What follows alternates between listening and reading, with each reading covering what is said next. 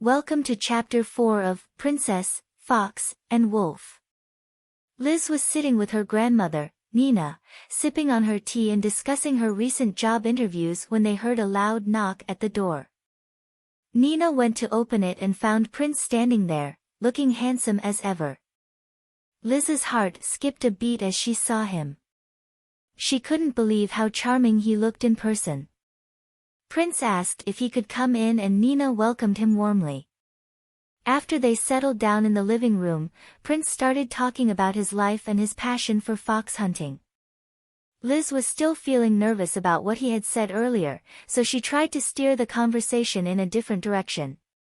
Just then, they heard a loud commotion outside. They rushed to the window and saw the king's soldiers marching down the street, looking for someone. The soldiers were shouting and pushing people around, and Liz felt a sense of fear rising inside her. Prince tried to calm her down, but she couldn't shake the feeling that something terrible was about to happen. Suddenly, the door burst open and the soldiers stormed in, searching the house from top to bottom. Liz and Nina were frantically trying to figure out what was going on when one of the soldiers grabbed Liz by the arm and pulled her outside.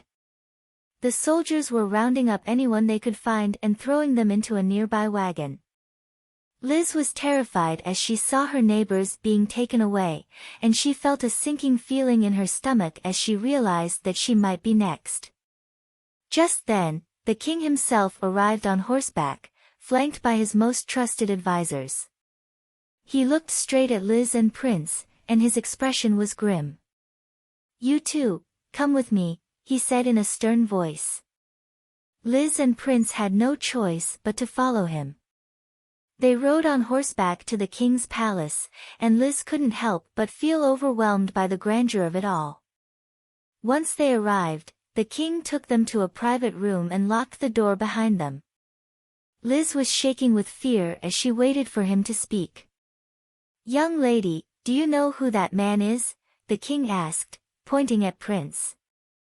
Liz shook her head, feeling confused. I met him a few days ago," she stammered. "I don't know anything about him."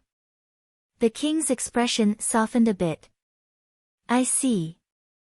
Well, let me tell you, he is not who he claims to be.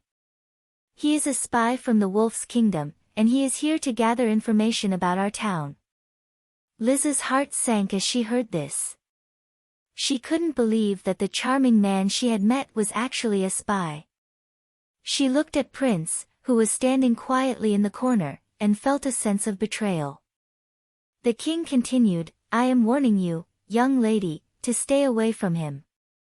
If you are seen with him again, you will be arrested and punished accordingly." Liz nodded, feeling tears welling up in her eyes. She couldn't believe that her brief romance with Prince had turned into a nightmare. The king dismissed them and Liz and Prince rode back to Nina's house in silence. Liz couldn't bear to look at him, and Prince seemed lost in thought. As they arrived at the house, Liz got off her horse and turned to face Prince. "I never want to see you again," she said firmly. "Stay away from me and my family." Prince looked at her sadly and nodded. "I understand," he said quietly. "I'm sorry for what I did. I hope you can forgive me someday." I hope you enjoyed the chapter's story. See you again in the next chapter.